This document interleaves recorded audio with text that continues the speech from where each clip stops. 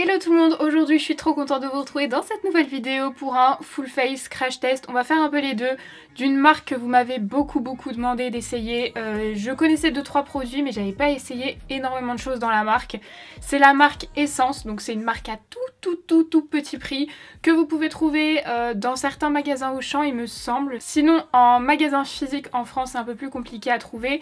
On peut les trouver très facilement en Allemagne ou sinon on peut les trouver sur le site de Maki Beauty. Perso c'est là où je fais toutes mes commandes habituellement pour les marques comme Essence, Catrice. Donc j'ai choisi plein de produits à tester. J'avais oublié que j'avais choisi une éponge. Tiens, je vais pouvoir tester une éponge, des palettes pour le teint, pour les yeux, il y a un peu de tout. C'est tout du crash test puisque j'ai jamais essayé les produits.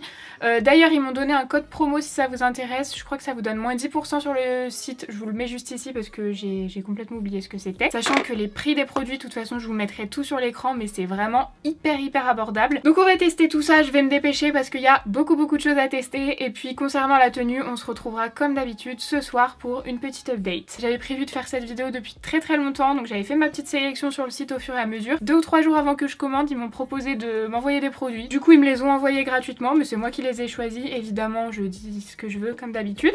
Mais ils m'ont rajouté ça dans le colis en fait. Alors c'est pas du tout de la marque Essence, mais comme c'est trouvable sur le site Maki Beauty, je me suis dit que ce serait sympa de le tester dans la même vidéo. C'est la marque Jessup, donc c'est des pinceaux. J'ai juste touché les pinceaux, ils sont extrêmement doux, très abordables, donc on va tester ça aussi, même si ça je pense que je vais aimer. J'avais déjà testé une base de chez Essence qui ressemblait à celle-ci, c'était pour les peaux grasses il me semble.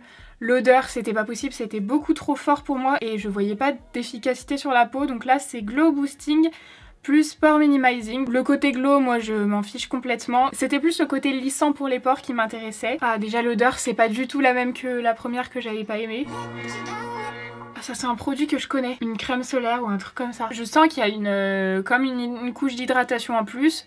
Mais je vois pas que ça a particulièrement lissé les pores ou quoi que ce soit, donc on verra avec le fond de teint. Au niveau du fond de teint, j'ai choisi le Stay All Day 16h, pris la teinte numéro 5, Soft Cream. Le fond de teint longue tenue garantit un teint unifié et doux, la formule est légère et facile à appliquer. Alors c'est un fond de teint que j'ai déjà essayé puisque je voulais vous faire un retour au niveau de la tenue. Le problème étant que je l'ai gardé que 2 heures, donc j'en ai aucune idée finalement de s'il tient bien. C'est le seul produit que j'ai déjà appliqué, du coup on a un format pompe comme ça, pour le prix je trouve ça hyper abordable. Ah j'allais le mettre sur mon éponge, mais du coup on va tester la petite éponge que j'ai pris. Donc c'est la Super Beauty Sponge. Il y avait pas mal de ruptures, c'est ça le problème avec Essence. Le problème c'est qu'il y a très souvent des ruptures. Donc j'ai pris ce qui n'était pas en rupture, ce qui n'était pas forcément mon premier choix à chaque fois. Là l'éponge je suis pas convaincue. Déjà la forme je trouve pas ça ouf. Oh non, ils sont en train de débroussailler, j'en ai trop marre. J'espère que vous entendrez pas trop ce bruit, mais je peux pas attendre qu'ils aient fini parce que là ils ont sorti les débroussailleuses, je pense qu'il y en a pour très longtemps. J'ai été humidifier l'éponge, elle a un petit peu gonflé, elle est souple, mais je sais pas si elle le sera assez, elle l'est beaucoup moins que mon éponge habituelle. En plus dans tout ça, je la trouve pas forcément pratique. Pour appliquer le fond de teint, pourquoi pas, sur le côté plat comme ça. Là on a aussi un petit côté plat. Mais du coup, t'appliques comment ton anti-cerne? C'est impossible. Je vais essayer d'appliquer mon fond de teint du coup avec ça, je vais mettre une pompe. Au niveau de la teinte 5, elle est vraiment pas mal pour moi. Non mais c'est une blague. J'avais oublié qu'il sentait bon. Non, au niveau du fond de teint, la souplesse de l'éponge, franchement, c'est pas si mal. Par contre, moi, le fait que ce soit... Enfin, qu'il y ait un contour, vous voyez, ça fait comme des ronds sur mon visage et il faut vraiment travailler plus longtemps pour faire partir les petits ronds. Je suis beaucoup moins fan que mon éponge habituelle. D'ailleurs, je vais même continuer avec mon éponge habituelle. J'en remets un petit peu du coup sur mon éponge. Bon, le côté lissant de la base, franchement, il est pas flagrant. Au niveau couvrance, je dirais qu'on est sur une couvrance moyenne pour le fond de teint. C'est pas le fond de teint haute couvrance. J'ai des petites imperfections et je pense que vous verrez qu'elles sont pas complètement cachées. Je vais essayer d'en remettre un petit peu hop, sur mon éponge pour voir si je peux avoir une plus forte couvrance sur les zones qui en ont besoin.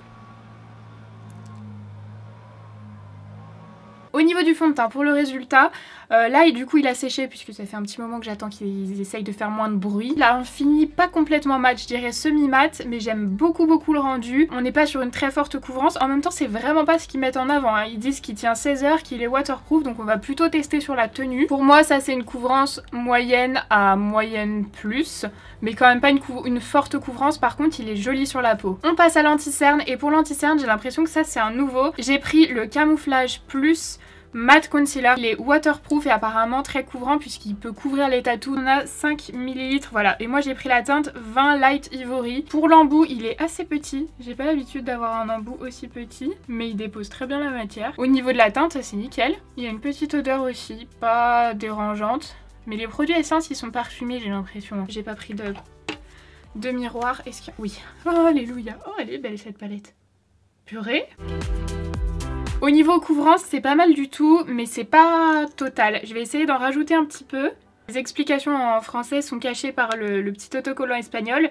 Mais en espagnol, ils disent qu'on peut mettre plusieurs couches si on en ressent le besoin. Du coup, je vais essayer. Et bah là, avec 2 couches en couvrance, c'est vraiment pas mal du tout. C'est vraiment bien même. J'ai pris une poudre Essence, mais je vais poudrer mon contour des yeux avec ma poudre habituelle de chez Egg Lips pour être sûre du produit. Comme ça, je verrai vraiment si l'anti-cerne il tient bien ou pas. Oh non!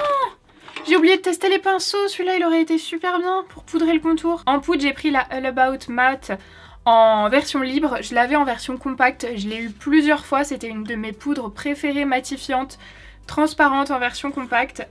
Et du coup, je l'avais jamais essayé en version libre. Je prends une houppette comme d'habitude. Là, je vais pas prendre un pinceau pour appliquer ma poudre comme je fais habituellement justement. Elle a l'air de super bien fixer, de bien matifier aussi. Elle est pas lissante. D'ailleurs la poudre est vegan. Elle dit pas du tout qu'en même temps qu'elle est censée flouter les pores. Donc elle fait tout ce qu'elle dit. Ensuite pour le contouring j'ai pris un petit duo donc qui est le contouring duo palette.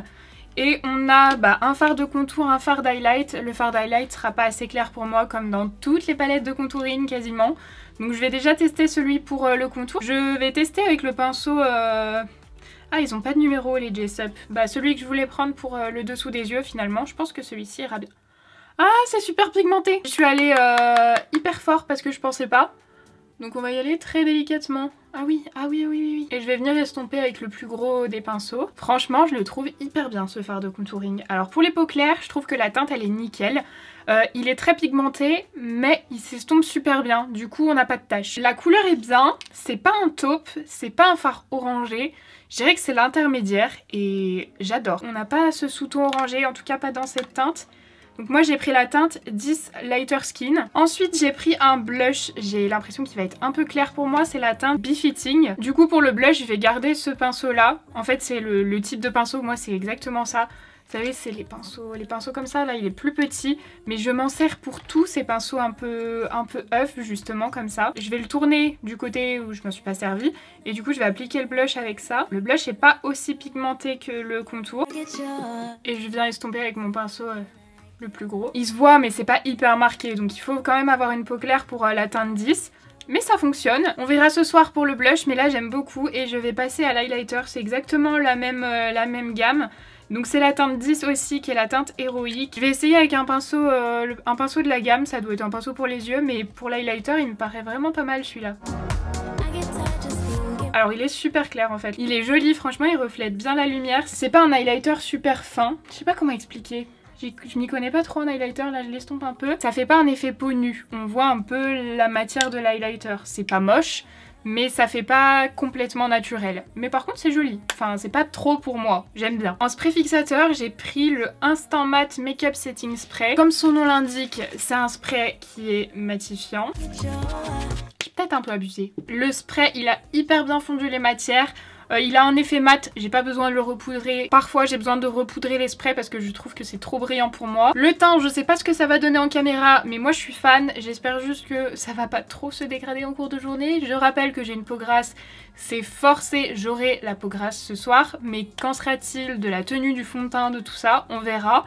En tout cas là j'aime énormément le rendu. On va donc passer aux yeux et j'ai pris une base à paupières, la You Better Work, parce qu'elle est gym proof et waterproof. J'ai les paupières grasses aussi et du coup je voulais absolument tester. Ça a l'air coloré mais je pense que c'est coloré transparent. Ouais c'est ça. C'est le genre de base qui fait tenir les fards mais qui va pas forcément unifier la paupière. Donc après ça c'est plus destiné pour les personnes qui ont du mal à faire tenir leur fard, qui ont une paupière grasse comme la mienne.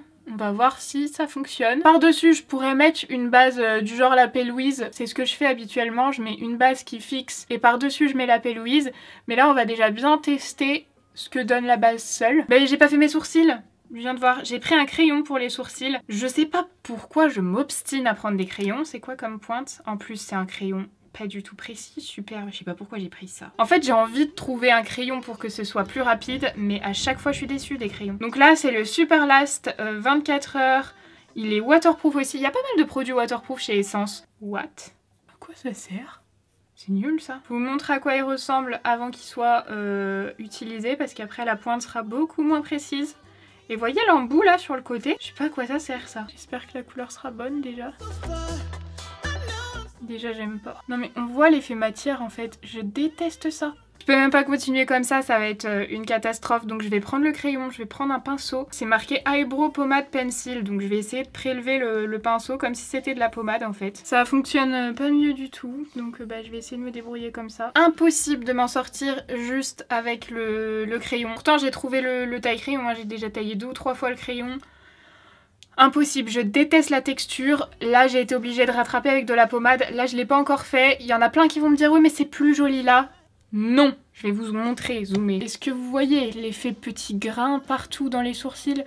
On dirait que je suis sale. Du coup de l'autre côté c'est plus foncé que d'habitude parce que j'ai dû essayer de rattraper mais on voit plus cet effet là. Voilà pour les sourcils, je pouvais pas faire mieux. Ce crayon est un énorme flop, je déteste, vraiment. Ensuite j'ai pris une palette de la collection Disney. Il y en avait plein et franchement les couleurs je les trouvais pas mal parce que j'avais déjà testé des palettes de chez Essence dans le passé qui étaient pas hyper pigmentées. C'était des palettes assez basiques et en fait là j'avais l'impression que celles-ci étaient plus travaillées et qu'elles avaient plus de chances de me plaire du coup et d'être beaucoup plus pigmentées. Donc là moi c'est la 3 Be Curious Explore New World, enfin de toute façon c'est la palette avec Ariel et je trouve les couleurs mais juste complètement magnifique. Donc ça va être un maquillage, en fait je pensais que ça allait être un maquillage neutre mais pas du tout, ça va être un maquillage dans les bleus. Je sais pas trop si c'est que c'est mal rangé, que les fards vont pas trop ensemble ou alors qu'aujourd'hui je n'y arrive absolument pas, mais je n'arrive pas à démarrer, j'arrive pas à trouver une combinaison de bleus.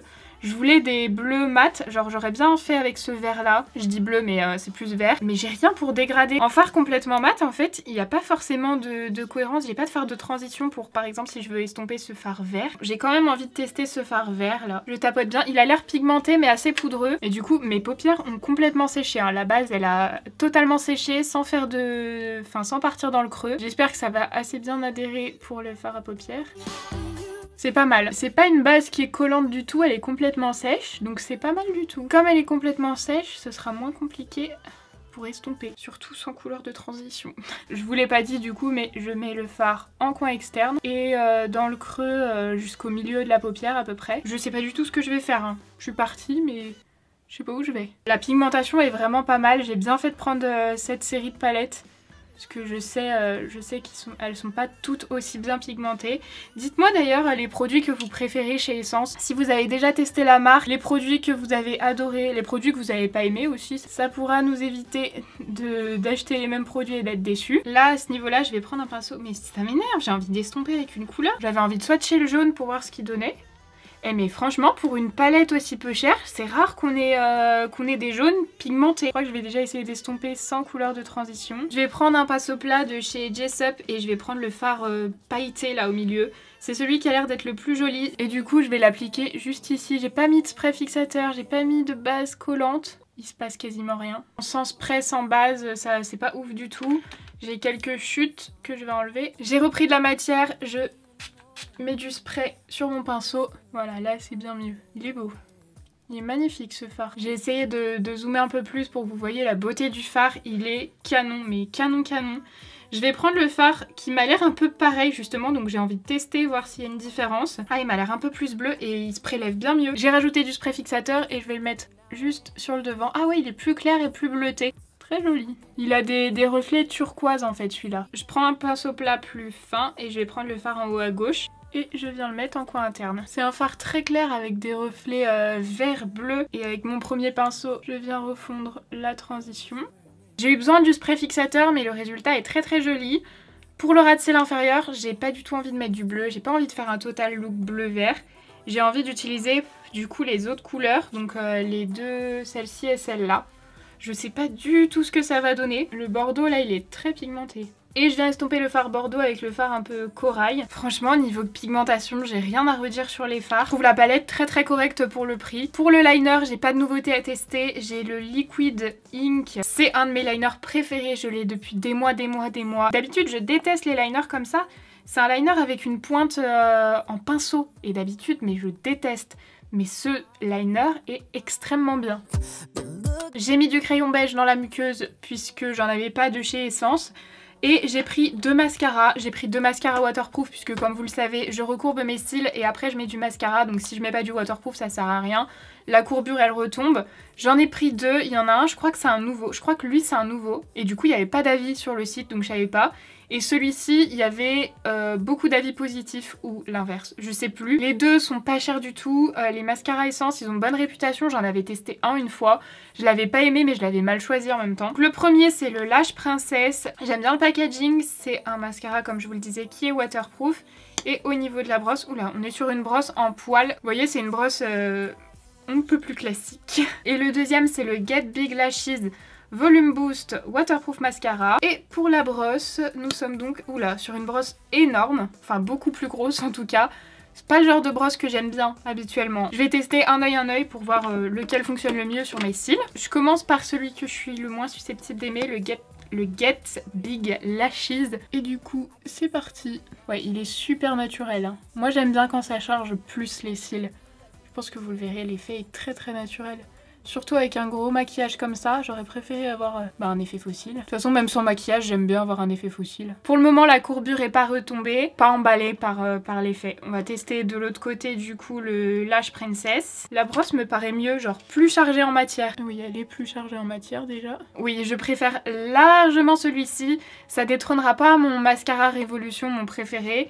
En tout cas pas à la première utilisation là, je trouve qu'il dépose quand même moins de matière. Maintenant à voir s'il va bien tenir la courbure. La brosse est assez fine, je vais essayer de faire les cils inférieurs avec. Pour les cils du bas c'est une horreur.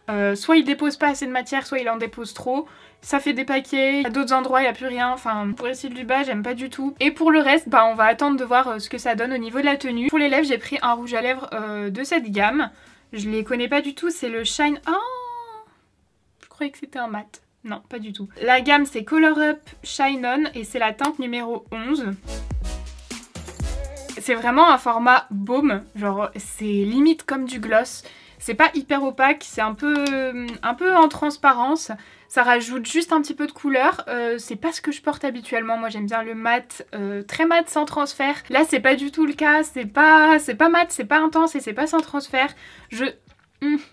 J'en ai sur les dents. Je sens que la tenue, elle va pas être bonne du tout. Après, c'est joli, mais c'est pas ce que je porte au quotidien, perso. Voilà du coup ce que ça donne pour le look final. Là, ça fait un petit moment que je filme. Je cherche mon téléphone, je l'ai donné à mon copain. J'ai plus de téléphone. Il est actuellement 12h45. Et donc, on va voir sur toute la journée, est-ce que ça va bien tenir ou pas.